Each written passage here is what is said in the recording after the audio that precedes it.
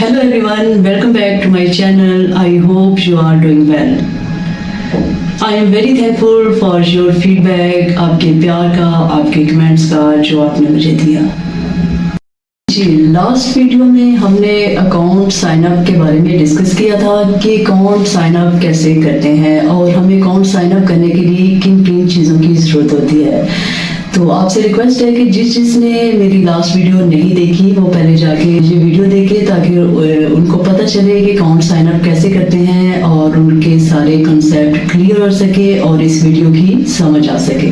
तो चलिए शुरू करते हैं कि आज का हमारा टॉपिक क्या है।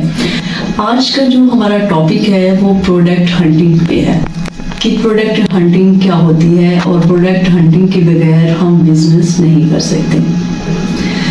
प्रोडक्ट हंटिंग का एक असूल है कि हमने कैसे प्रोडक्ट, किस तरह की प्रोडक्ट हंट करनी है।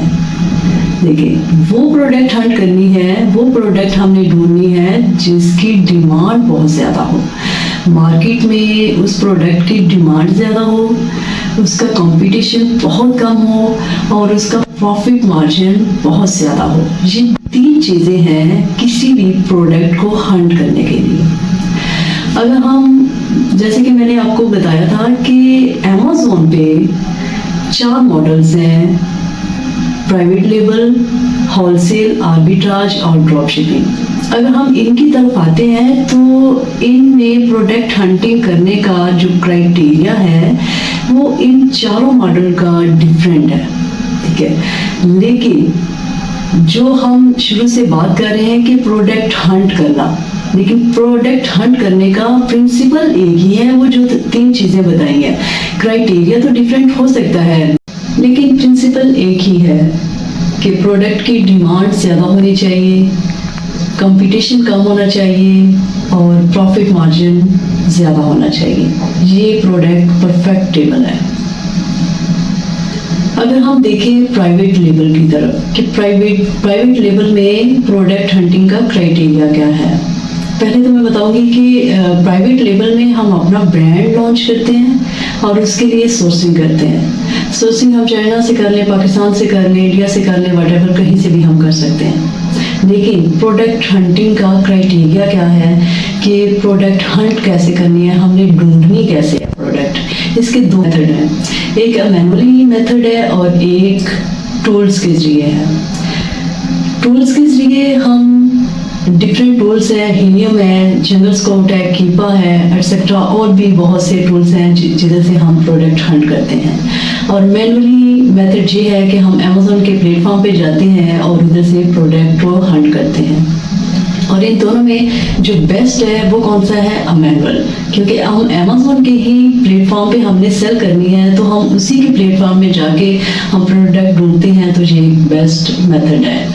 और एक बात ये है कि अगर हमने पीएल करना है तो पीएल के लिए हमें कौन सी प्रोडक्ट की तरफ नहीं जाना चाहिए।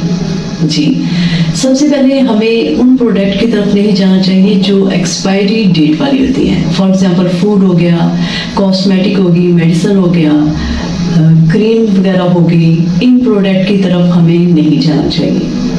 फ्रेजिल प्रोडक्ट की तरफ नहीं जाना चाहिए, फॉर एग्जांपल ग्लास वगैरह, इस तरह की प्रोडक्ट की तरफ नहीं जाना चाहिए। सीजनल प्रोडक्ट की तरफ नहीं जाना चाहिए जो सीजनल हो। ट्रेंडी प्रोडक्ट की तरफ नहीं जाना चाहिए, फैशन की प्रोडक्ट की तरफ नहीं जाना चाहिए। और इसमें एक खास बात, वेरिएशंस वाली प्रोडक्ट पे भी नहीं हमें जाना चाहिए, क्योंकि देखिए अगर किसी एक के पास डिफरेंट किस्म की वेरिएशंस हैं, साइज है या कलर्स हैं, मतलब वो हमें फिर ऐसा होगा कि हमें ज़्यादा क्वांटिटी में वो चीज़ें परचेज करनी पड़ेंगी। तो हमें इन प्रोडक्ट की तरफ खास नहीं जाना चाहिए। तो अगर हम होलसेल की तरफ आते हैं तो ये चीज़ें जो मैंने डिस्कस की हैं, हम होलसेल में इन चीज़ों को इग्नोर करते हैं।